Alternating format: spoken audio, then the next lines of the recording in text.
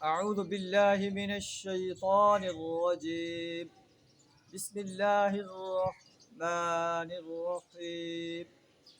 قل أعوذ برب الفلق من شر ما خلق ومن شر غاسق إذا وقب ومن شر النفاثات في العقد ومن شر حاسد إذا حسد. صدق اللہ العظیم. سورہ الفلق آپ کے سامنے تلاوت کی. سورہ الفلق مکی صورت ہے. نبی صلی اللہ علیہ وسلم نے جب مکہ میں اپنی دعوت کا آغاز کیا تو مکہ کے قریش آپ کے دشمن بن گئے.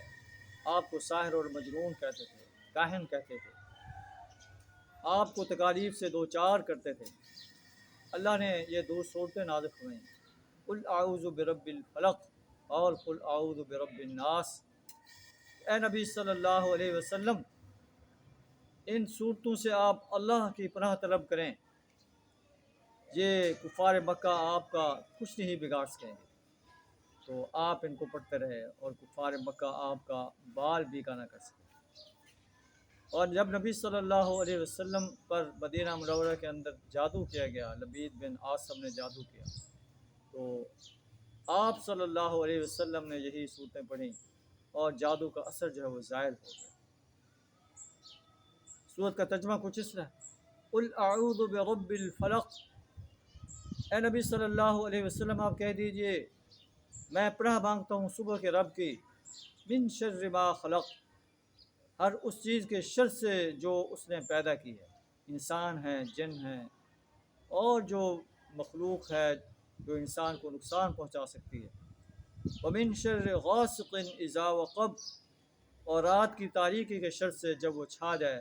رات کے اندر بھی انسان کے لیے شر موجود ہوتا ہے، اور مکہ کے یا عرب کے اس معاشرے کے اندر رات کو لوگ جو ہے حملہ آور ہوتے تھے اور لوگوں کے مال لوٹ لیتے تھے، ان کی عورتوں کو غلام بنا لیتے تھے. رات کی تاریکی میں جو سانپ اور بچھو اور ایسے موذی جو جانور ہیں یہ بھی نمودار ہو جاتے ہیں.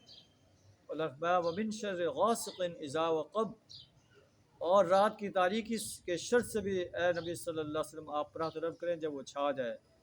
ومن شر النفاثات فی العقد، گروہ میں پھونکے مارنے والوں یا والیوں کے شر سے بھی آپ پناہ طلب کریں.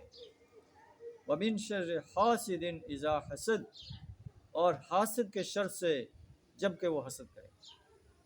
یہ ایک دائی انسان کے لیے گائیڈ لائن ہے. نبی صلی اللہ علیہ وسلم کو ارشاد فرما کر پوری دنیا کے دائی اسلام انسانوں کے لیے رہنمائی دی گئی ہے. اس انداز سے اللہ کی پناہ طلب کریں، دشمن آپ کا کچھ نہیں بگاڑ سکیں. وآخر دعوانا الحمد للہ رب العالمین.